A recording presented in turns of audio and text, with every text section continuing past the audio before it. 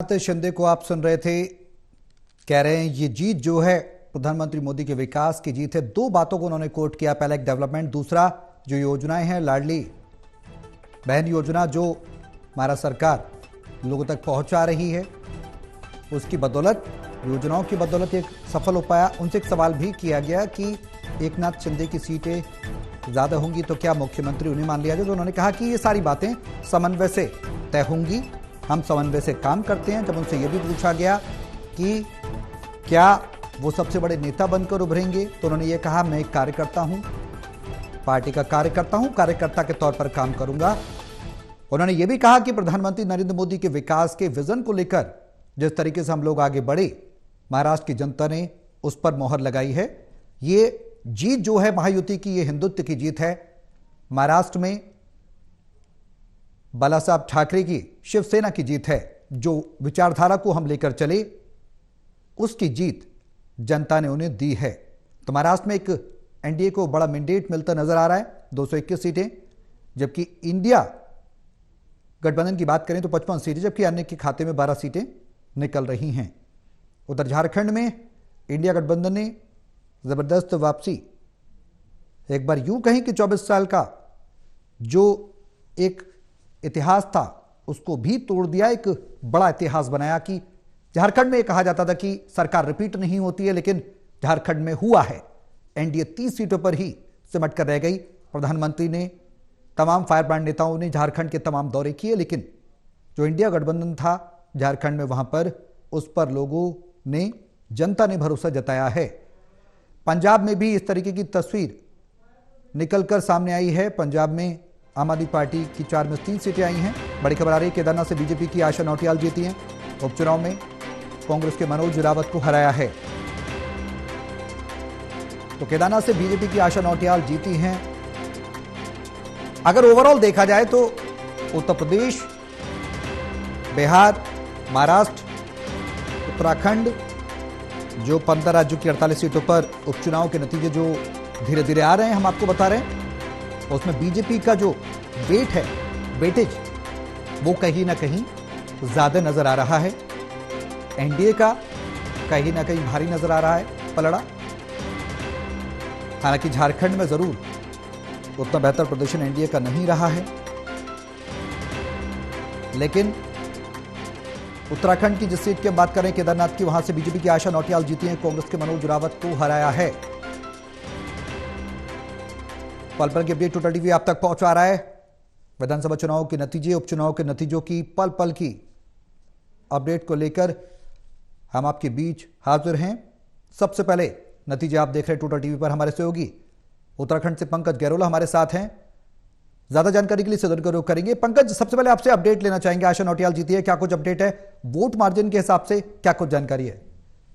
बिल्कुल सौरभ, ये भाजपा को बड़ी जीत यहाँ पर हासिल हुई है। 5099 वोटों से यहाँ पर भाजपा प्रत्याशी आशा नौटियाल जीत गई है। पहले भी 2 बार की विधायक रही हैं, 2007 और 2012 में वो यहाँ पर विधायक रही हैं, और एक बार फिर भाजपा ने उनको प्रत्याशी बनाया था। वो यहाँ पर अभी भाजपा महिला मोर्चा की प्रदेश अध्यक्ष भी है, और लगातार वो अपने क्षेत्र से जुड़ी हुई है। और जो पिछली विधायक थी शैला रानी रावत, उनके निधन के बाद जो उपचुनाव हैं उसमें उनको प्रत्याशी बनाया था, और उन्होंने जो कांग्रेस के प्रत्याशी थे मनोज रावत, उनको 5099 वोटों से यहाँ पर हराया। कहीं ना कहीं इस चुनाव में भाजपा सरकार ने, मुख्यमंत्री पुष्कर सिंह धामी ने पूरा जोर लगाया हुआ था, और जो रणनीति थी उस रणनीति के हिसाब से उनको जीत हासिल हुई है। कहीं ना कहीं इस चुनाव में कांग्रेस तो जीती है, साथ में एक त्रिकोणीय मुकाबला यहाँ निर्दलीय प्रत्याशी त्रिभुवन चौहान ने भी बनाया, जिससे कि कहीं ना कहीं ये माना जा रहा है कि अगर वो प्रत्याशी अगर खड़े नहीं होते तो शायद ये भाजपा के लिए ये चुनाव टफ हो सकता था। लेकिन फिलहाल अभी की स्थिति ये है कि आशा नौटियाल यहाँ पर 5099 वोटों से जीत गई है।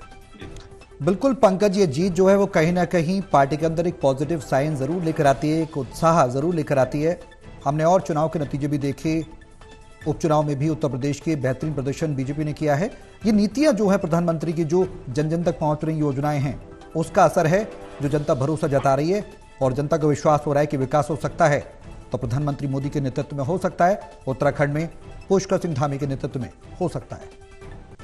बिल्कुल सौरभ, जिस तरीके से मैं केदारनाथ विधानसभा की बात करूं तो केदारनाथ में प्रधानमंत्री मोदी का जो ड्रीम प्रोजेक्ट है, भव्य केदारपुरी का निर्माण, उसको लेकर कहीं ना कहीं यहाँ पर लोगों ने पॉजिटिव साइन यहाँ पर भाजपा को दिखाया है। और वहाँ के लोग पहले से ही ये मान रहे थे कि यहाँ पर जिस तरीके से प्रधानमंत्री मोदी के नेतृत्व में और पुष्कर सिंह धामी के नेतृत्व में जो केदारपुरी का भव्य निर्माण हो रहा है, और जिस तरीके से वहाँ पर बहुत सारे निर्माण कार्य हो रहे हैं, और साथ में मुख्यमंत्री ने इस बीच में बहुत सारी वहाँ पर रैलियां की, बहुत सारी घोषणाएं वहाँ पे की हैं केदारपुरी के निर्माण के लिए, केदारनाथ विधानसभा के लिए। तो उस पर वहाँ की जनता ने भरोसा दिया है, जताया है, और कहीं ना कहीं इसी का फल है कि आज भाजपा को एक बड़ी जीत हासिल हुई है। इससे पहले दो जो उपचुनाव हुए थे, उनकी मैं बात करूँ, मंगलौर सीट पर और बद्रीनाथ सीट पर, वहाँ पर भाजपा को हार मिली थी और वहाँ पर कांग्रेस दोनों सीटें जीती थी। तो कहीं ना कहीं ये इस बार भाजपा ने अपना रणनीति यहाँ पर बनाई है। जिस तरीके से उन्होंने अपने पांचों जो मंत्री थे उनको लगातार वहाँ पे दौरे रहे, उनको क्षेत्र बांटे गए, उनको बूथ लेवल पे उनको भेजा गया। तो कहीं ना कहीं उसका ये परिणाम रहा है कि आज भाजपा को जीत हासिल हुई है। जी बिल्कुल पंकज, अगर जीत के कारणों में लगातार रैलियां थी तो क्या योजनाएं भी थी उत्तराखंड सरकार की जनता तक जो पहुंच रही हैं? क्योंकि महाराष्ट्र के हमने विधानसभा चुनाव के नतीजे देखे, एकनाथ शिंदे को कहते हुए सुना कि एक तो डेवलपमेंट और दूसरा जो योजनाएं प्रदेश सरकार चला रही है, उत्तराखंड में भी इसका असर इस उपचुनाव में रहा, कहा जा सकता है। बिल्कुल, जिस तरीके से उत्तराखंड सरकार यहाँ पर योजनाएं चला रही है, खासकर जो महिलाओं को लेकर उन्होंने योजनाएं चलाई हैं, लखपति दीदी योजना है, दशहरी योजना है, उसका कहीं ना कहीं फायदा यहाँ पर भाजपा को होता दिख रहा है। और साथ में सौरभ, जो सबसे बड़ी बात है कि 2013 के आपदा के बाद जिस तरीके से वहाँ पे स्थितियां हो गई थी, और जिस तरीके से केदारनाथ को दोबारा से यहाँ पर बसाया गया, और आप लगा सकते हैं कि एक प्रधानमंत्री 6 बार, नरेंद्र मोदी 6 बार केदारनाथ का दौरा कर चुके हैं अपने इस कार्यकाल में, अपने इन 11 सालों के कार्यकाल में। तो उसका भी एक बड़ा असर यहाँ पर देखने को मिला है। कहीं ना कहीं वो भावनात्मक रूप से भी केदारनाथ से जुड़े हुए हैं, तो इसका बड़ा परिणाम यहाँ पे मिला है। जिस तरीके से योजनाएं यहाँ पर प्रदेश सरकार चला रही है और जन जन तक यहाँ पर पहुंचाई जा रही है। सबसे बड़ी बात है कि जो यहाँ पर भाजपा की प्रत्याशी थी आशा नौटियाल, वो भी यहाँ पर लोगों से जुड़ी हुई है, सौम्य स्वभाव की हैं, प्रदेश अध्यक्ष हैं वो महिला मोर्चा की यहाँ पर। तो उनका भी जो अपना जो वहाँ पर पकड़ थी अपने क्षेत्र की, उसका भी यहाँ पर फायदा भाजपा को हुआ है। जी बिल्कुल पंकज, अगर कांग्रेस के हार के कारणों की बात की जाए तो क्या कुछ कारण रहे हैं? मनोज रावत हारे हैं केदारनाथ सीट पर, हार के कारण क्या कुछ माने जा सकते हैं? देखिए सौरभ, अगर हार की बात करें तो इस बार कांग्रेस ने भी यहाँ पर काफी मेहनत की है, और जो गुटबाजी थी वो यहाँ पर कांग्रेस में नहीं दिखी है। तमाम जो उनके बड़े नेता थे उन्होंने भी यहाँ पर जान लगा रखी थी, पूरे दमखम लगा रखा था। लेकिन एक जो निर्दलीय प्रत्याशी हैं त्रिभुवन चौहान, कहीं ना कहीं उनके कारण ये मुकाबला जो त्रिकोणीय हुआ है, और उसका असर जो है इस चुनाव में पड़ा है। और कहीं ना कहीं उसका जो नुकसान, निर्दलीय प्रत्याशी के कारण जो नुकसान हुआ वो कांग्रेस को होता दिख रहा है। बाकी वो भी जो कांग्रेस प्रत्याशी हैं मनोज रावत, वो भी पहले यहाँ पर विधायक रह चुके हैं 2017 में, तो उनका भी अपना यहाँ पर वर्चस्व है, उनका भी पकड़ अच्छी है। लेकिन जो त्रिकोणीय मुकाबला हुआ है, जो त्रिभुवन चौहान ने जो समीकरण बिगाड़े हैं, उसका सीधा असर कांग्रेस के ऊपर दिखा और उनको हार मिली है। जी बिल्कुल पंकज, समीकरणों की बात की जाए तो समीकरण किस तरीके के त्रिकोणीय बने? जातीय समीकरण बने, क्षेत्रीय बने? वोटों का जो ध्रुवीकरण हुआ उसका क्या आधार कहा जा सकता है?